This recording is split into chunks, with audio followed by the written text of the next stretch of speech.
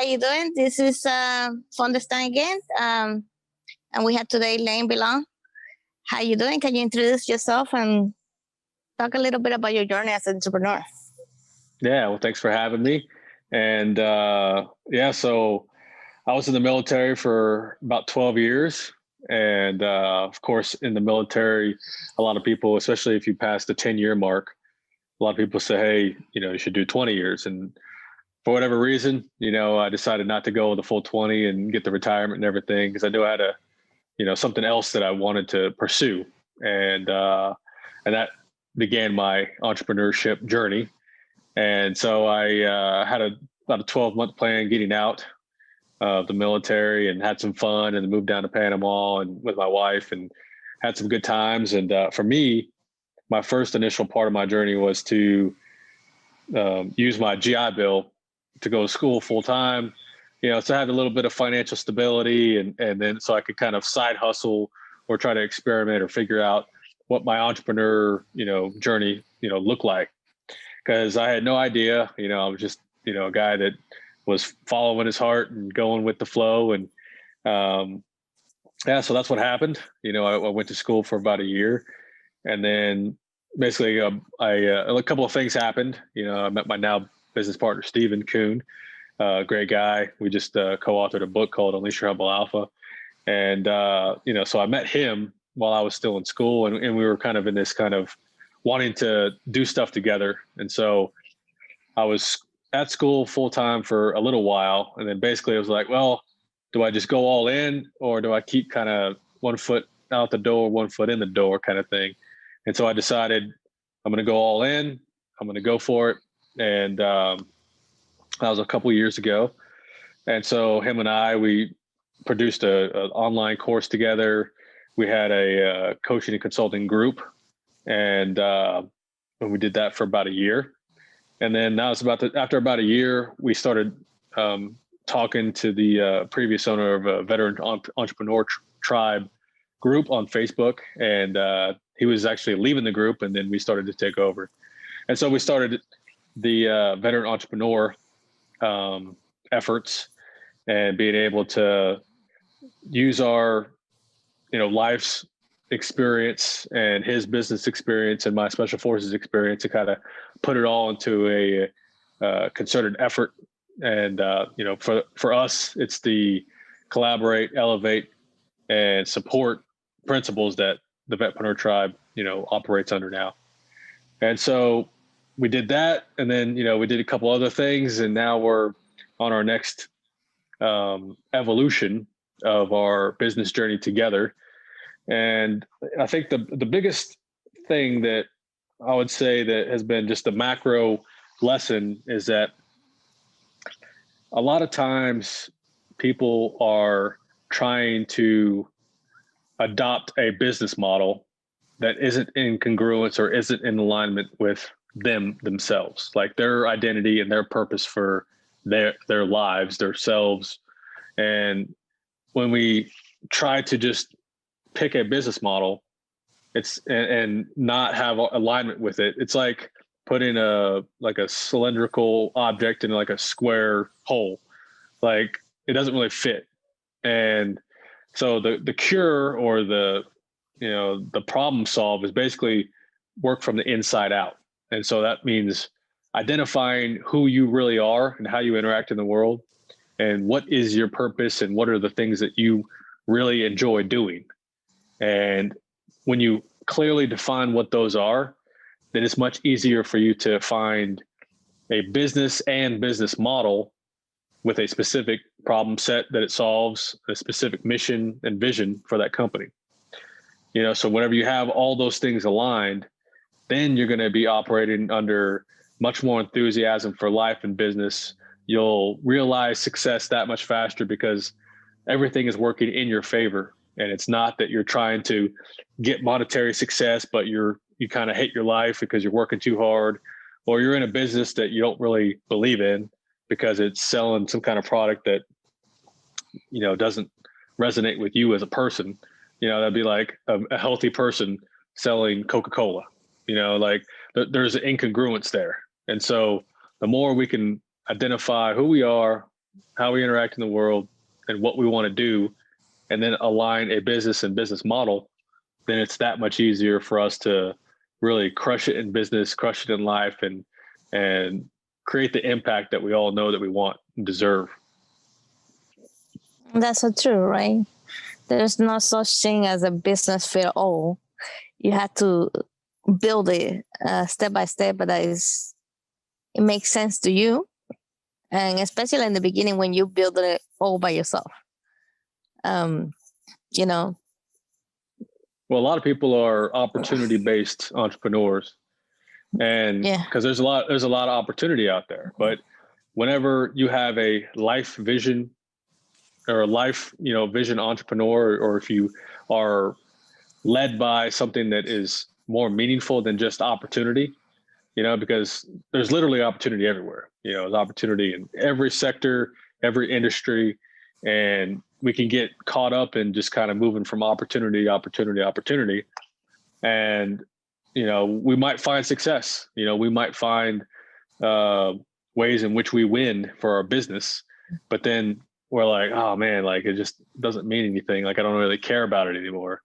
And, having good money and a problem of trying to find your purpose, there's nothing wrong with that. It's a better position than being broke and trying to find purpose. But, there's a way to do it, almost at the same time, and we're finding that if we work from the inside out, and then we have really well-established business fundamentals, business structures, systems, and knowing when to implement certain business strategies, because there's certain foundations that we need to get really clear on, like who we're talking to, who is our ideal client, what problem do we solve for that ideal client, and what is our unique, way that we do that. And if we don't have that settled and really clear, then it's difficult to scale with ads or do joint ventures because we really don't know what our business really is. And so, it's really trying to find the right steps. And I think something that we have, in the Vetpreneur Tribe and the Warrior Council is, a lot of people that have made the mistakes or made many mistakes. And there's a lot of people that have made many, many successes that help us keep on track on what actions that we need to take in this phase in our business.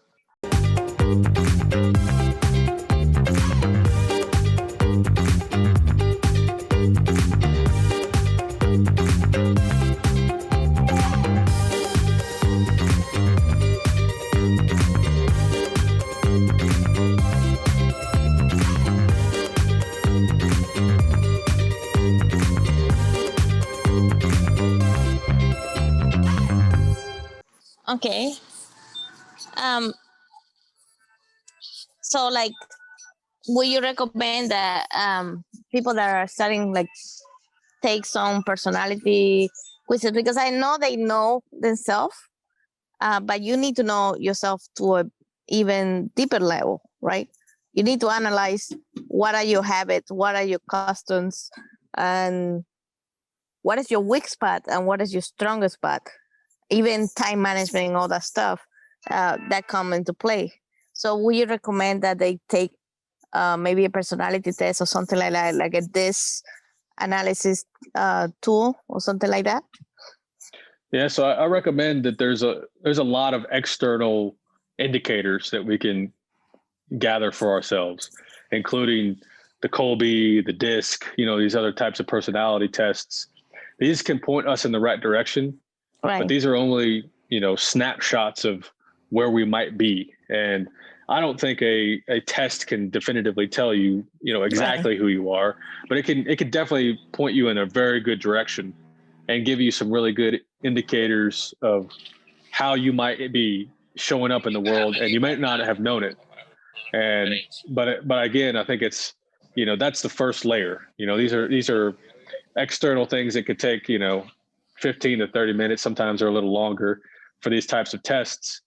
But really what it boils down to is starting to ask yourself some important questions on, how do I really want to interact in the world? How have I really, looking back at my entire life, what is the common thread of all the things that I've done, especially the successful things, because it can be easy to, go from success after accolade after achievement, in your life, and just do it following your heart, or just doing it because it seems like it's the right thing to do.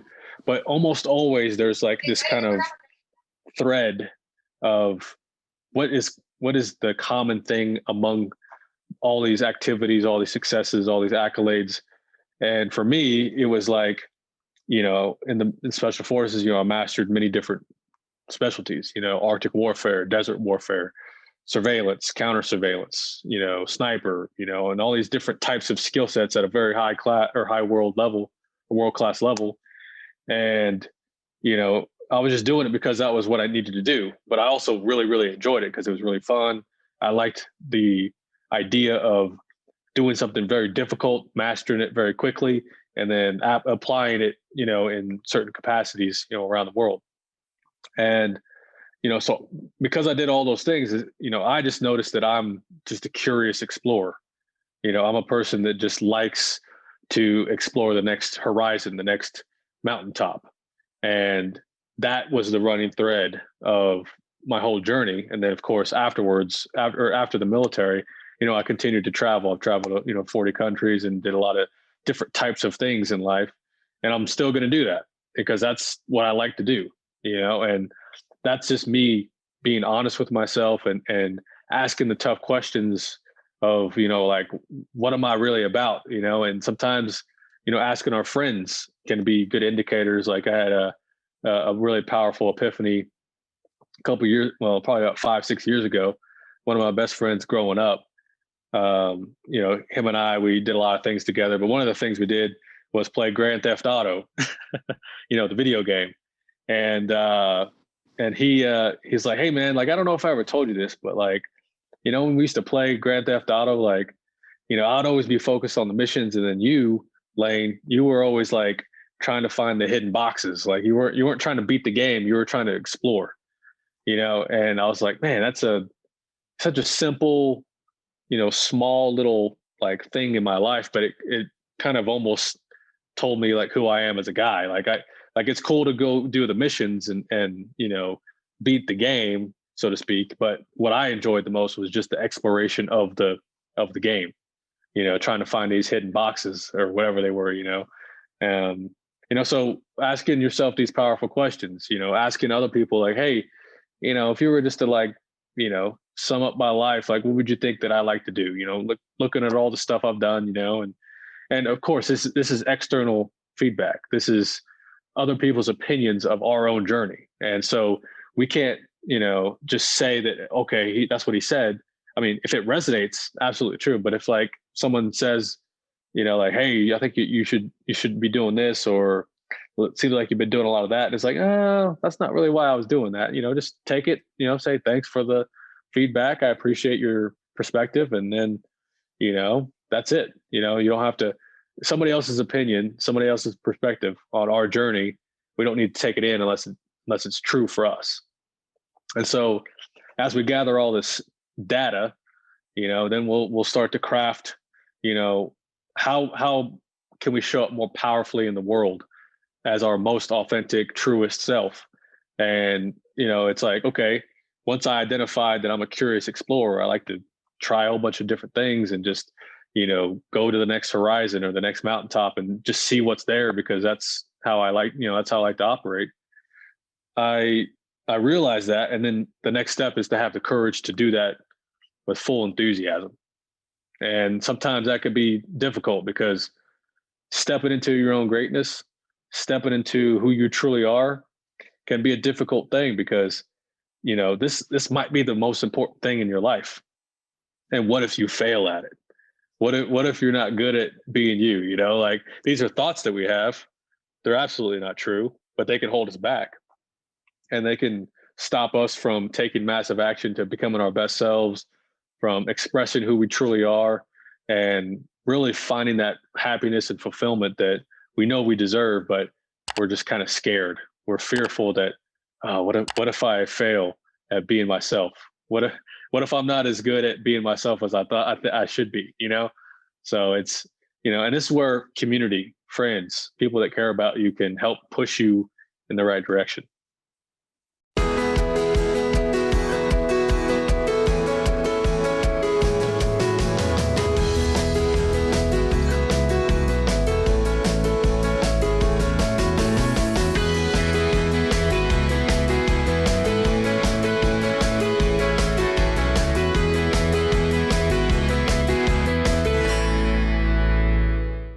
That's excellent. I love that part of being a curious explorer.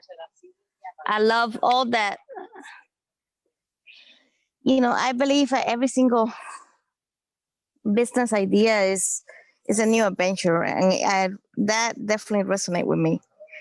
It's just part of the journey as well, right?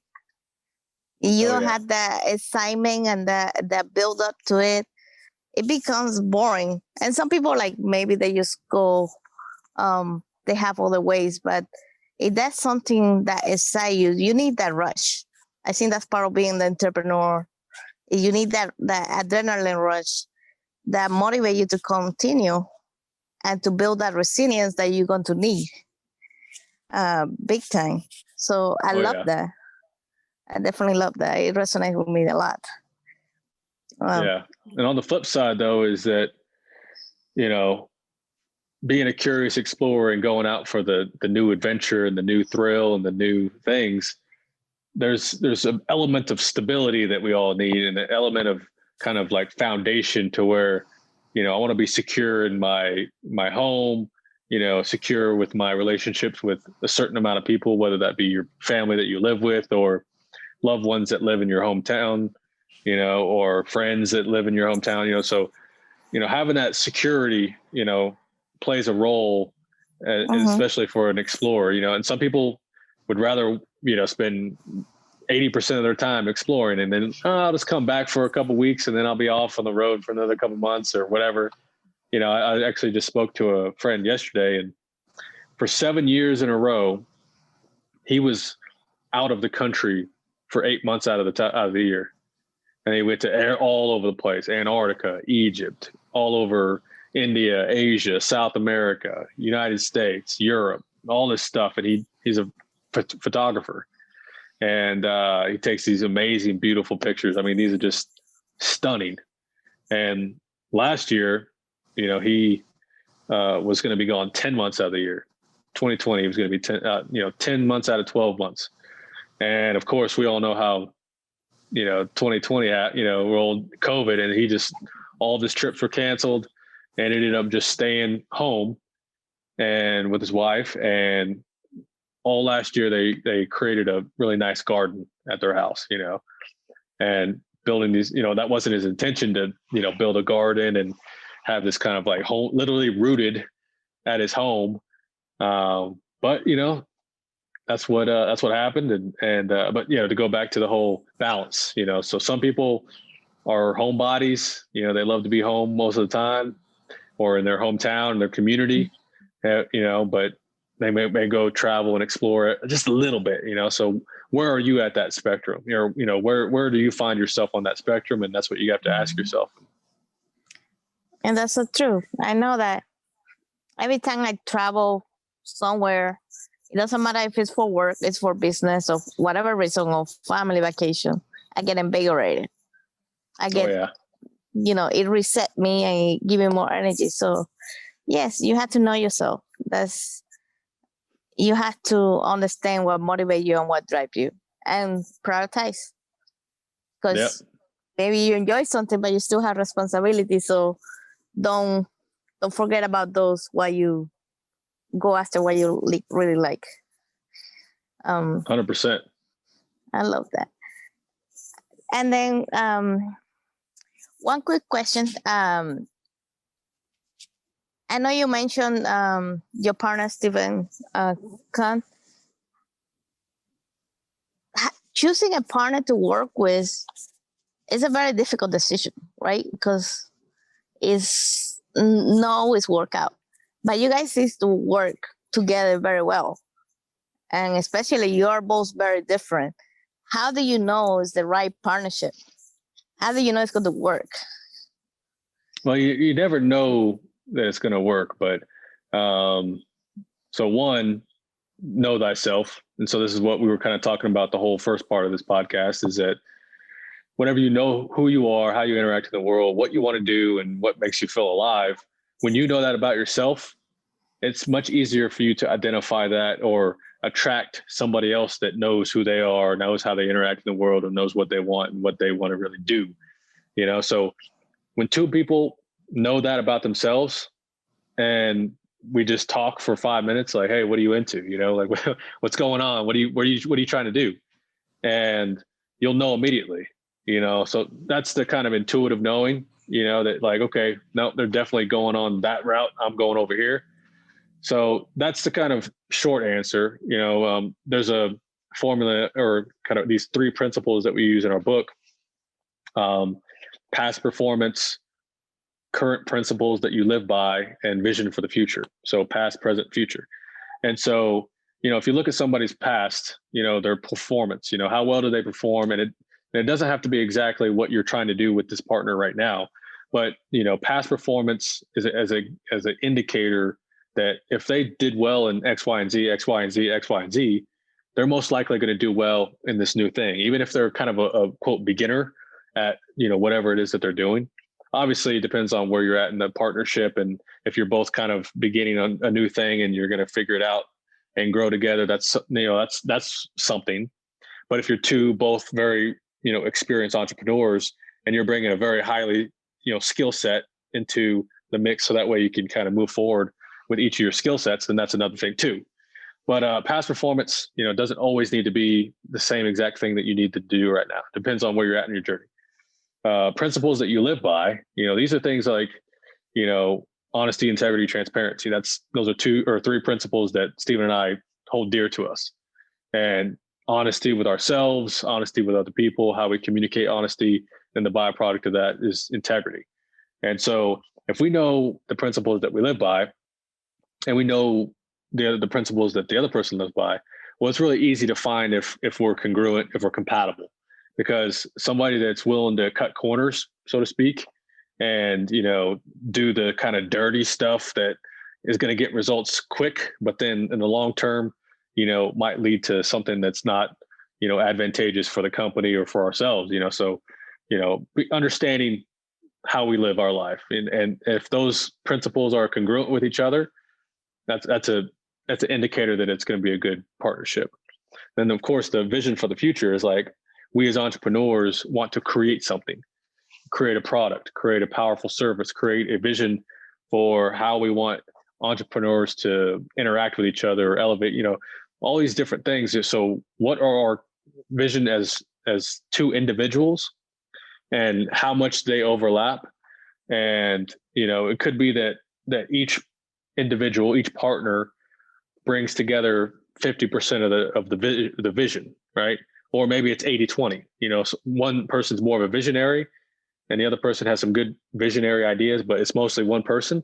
But the other person brings a powerful, execution skill set, to where he knows how to get things done. He knows all the right people. He has a network, whatever the case may be. And at the same time, being able to allow for the vision moving forward to be co-creative in nature, to where like, hey, we both might have an idea of where we're going, but we also have to have the humility to say, you know what, let's just kind of take a look at it and see where we really want to go. And maybe we might have to redefine the vision, and I might have to give something up. He might have to give something up, or she, and then we create something just a little bit, that wasn't there before, but it's that much better because we let go of our ego. We showcased humility, and then we were able to create a really powerful vision that we both can really sink our teeth into. So partnerships are, you never know, how it's going to turn out. But I think, Stephen and I really talk about intentions a lot. And so if we set just a very simple intention that this potential partner, if I know if I'll know when it's the right partner, or if I'm assessing this partner, or potential partner, I'm like, okay, well, I'm going to set the intention that if this is the right partner, things are just going to flow together. These are very, very simple intentions, but the more they're very potent and powerful if we truly believe them. Because when we set an intention that, if this is the right partner, things will just flow together. And that means that, somehow we just get on all the calls, and somehow when we talk, it's just like really effortless. And somehow, the skill set that we need, he knew somebody or I knew somebody, or, the vision that we were kind of hazy on, we talked for 20 minutes and then we figured it out because we just created space, we created the mastermind, and then boom, that clarity just came forward. So all these things are like kind of, they sound intangible, but whenever you feel it, whenever you do it and you experience it with, these potential partners, you'll know it in your heart, you'll know it to your core, and you'll be like, yep, this feels really, really good. And then you just take the next step, and, you might just do a kind of honeymoon agreement, so to speak. You're like, hey, let's just try something for 90 days, and see where it goes. Or we try something for a very small project, and then we just dip our toes in the water together and then see what happens. And then, we give it our all, we do our best. And then at the end of the 90 days or whatever it may be, we just take an honest look and we assess, okay, all right, well, it worked out really fantastic. I really like the way you do business. I like your mindset. I like the way you handle things, all these different things. And then you're like, okay, well, I think we should just keep going. I think we should take the next step into the partnership, or take it a little bit more seriously, and maybe, go from like, dating to like, oh, let's become fiancés or something, Yeah. So it's like you need to first look for the alignment, right? And then you have to keep checking that the alignment is still in there, and that, there's some kind of 50-50 effort, whatever that means for your partnership is different. But, need to keep an eye on it. So make sure that everything is still running smoothly the whole time. I like it. That's very valuable.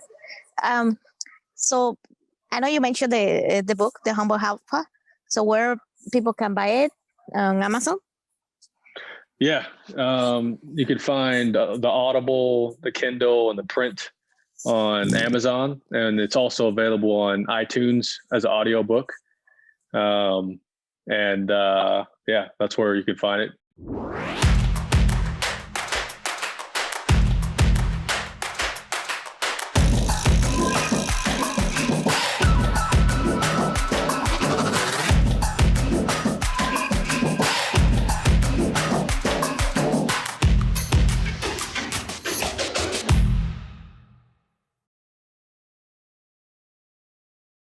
And what other products or anything people can find you if they're interested on learning more about you and about your partner, Stephen?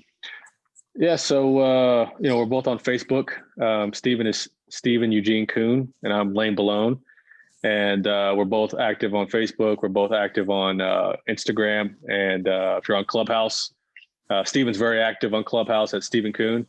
I'm very active on Instagram at Increase Freedom. And, one of the things that we're working on now is, identifying, purpose after a successful pivot or an exit, and because it could be really difficult to have successes and say, okay, now what do I do with all my time, and figuring out what that next step is, and how do you, again, align with who you really are, how you interact in the world, and what is the thing that you want to be working on next in your life that is not just opportunity based, but has, significant meaning behind it. All right. And you're also working on a retreat coming up to Peru? Yes.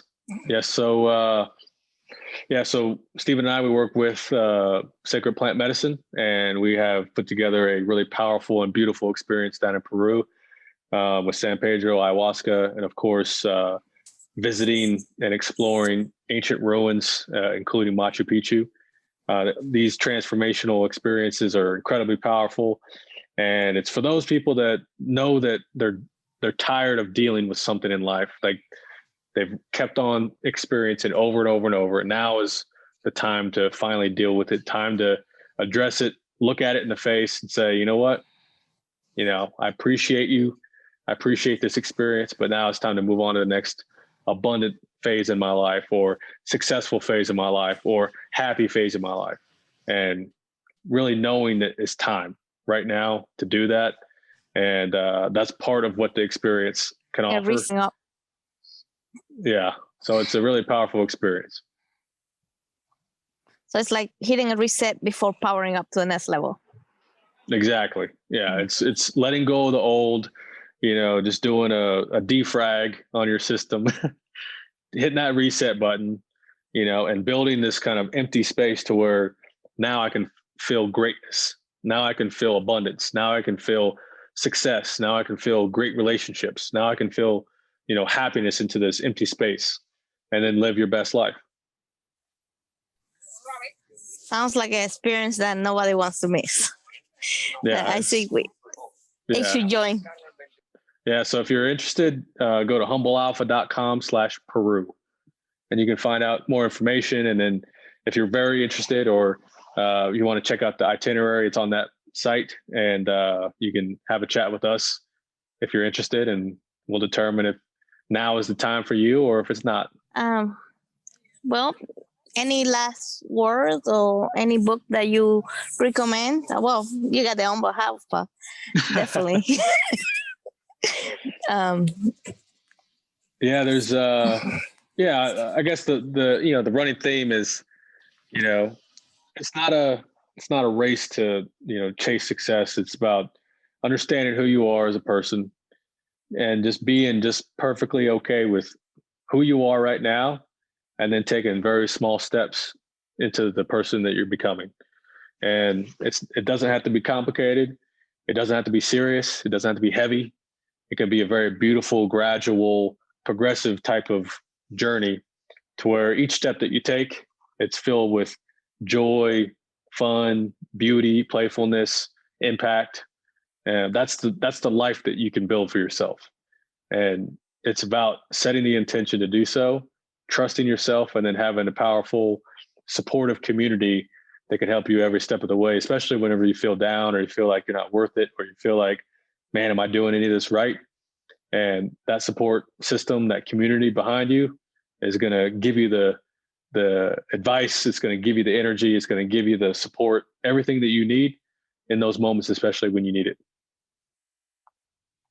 Yeah, definitely. You need to build that support, right? And you need to know who to go to, because not everybody has the same kind of level of support, or they're not the same place that you are. So you need to identify that as part of your foundation as well. I believe so. Absolutely. Well, it was definitely a pleasure to have you as a guest. Thank you. And you're welcome to come back anytime. Thank you so much. All right. Have a beautiful day. You too. Bye-bye.